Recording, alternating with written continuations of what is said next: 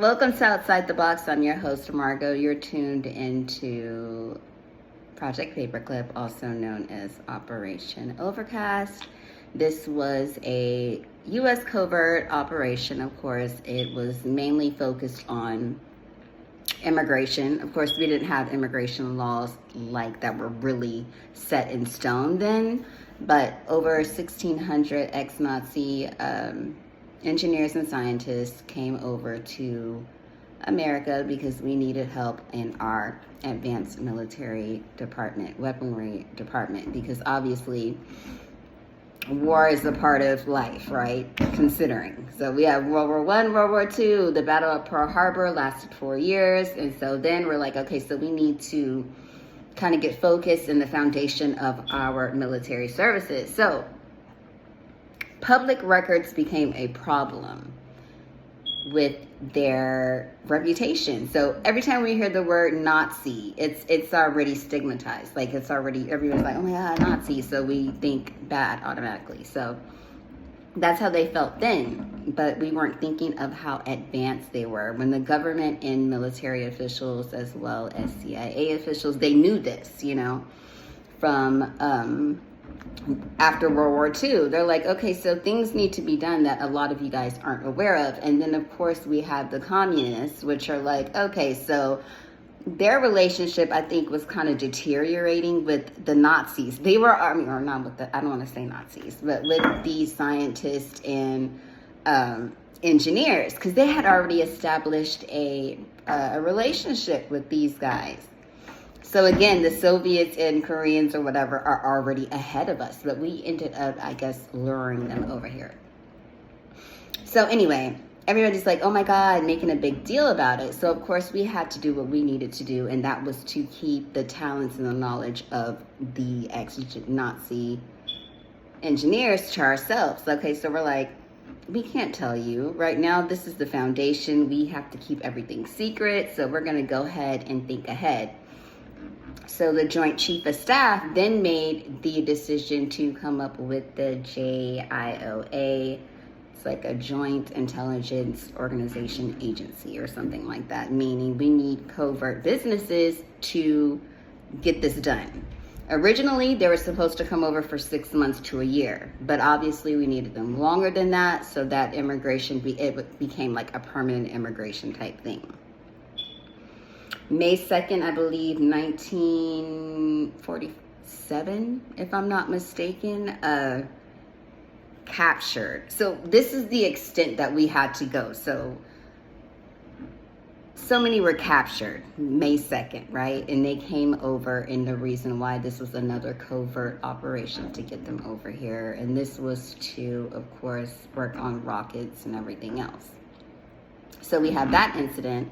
So then obviously we contact not obviously, but Dr. Winter von Braun, he was I think it's von Braun, V2 Rocket Missile Development Agency. He is the owner and operator of that. So he was already privy to what's going on. And because not only do we have Paperclip, which is, of course, the whole thing of getting them over here. And we're going to work on this advanced weaponry type thing.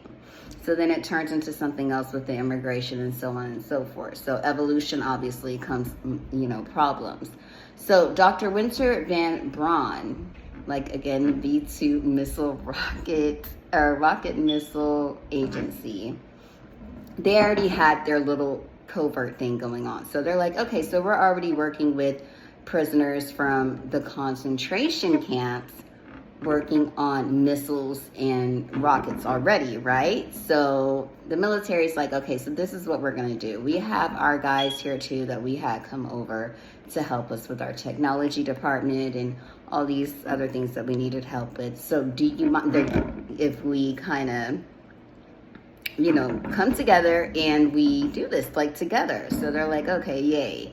So the military services, in turn, they're under the V2 Rocket Missile Program. So there's no more Nazis in the American military, or whatever you want to call it. So after that, we have the space race. So all these things are going on from 1945 to 1960. Like I said, the MK Ultra, I'm telling you, that whole entire program, unfortunately, it was like a lot of horrific things that went on, but of course it helped us today, currently. So we had this program going on.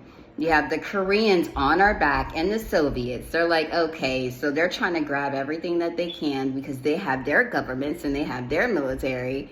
We have ours, and we have to get this thing going. So not only do we have those programs going on, this was also called the space race era. So we have all these things going on to get the world going, right?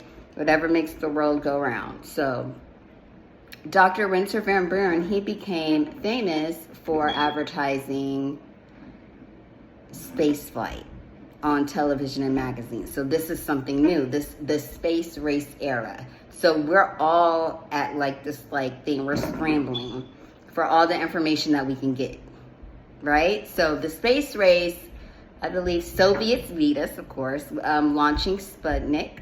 Then we launched our first satellite afterwards, and then I think our first moon visit was somewhere afterwards. I can't remember the exact date. So during all this time, all these programs, and we're dealing with other countries, like I said, it was the foundation of really securing America. And not just for us, for everyone. Japan, or the Soviets, Koreans, all these major countries that we have, like the trilateral, like we deal with Israel, we deal with Japan and China, and we have to come together and we do all these things. So during that time, during the 1940s, it was like the same thing going on. Oh my God, space. Everybody's like space. So we're trying to do this thing. So it's called the space race era. So the 1960s, that is when the V-2 rocket missile development program became what we know now as NASA, right? So sorry for being late. Please like and subscribe to Outside the Box, you guys. I will be back with, I don't know what I'm going to do next. If it's going to be Project Artichoke, I don't know yet. But a little tip. Project Overcast. I believe that was the space part and the rocket part of the whole thing. We have Paperclip, which is, you know, kind of more administrative and things like that, right? And then, of course, the technology part. And then once we hit that space race era, it became Project Overcast. But that's just my theory. So, again, like and subscribe to Outside the Box. Thank you for watching. Please stay safe and informed.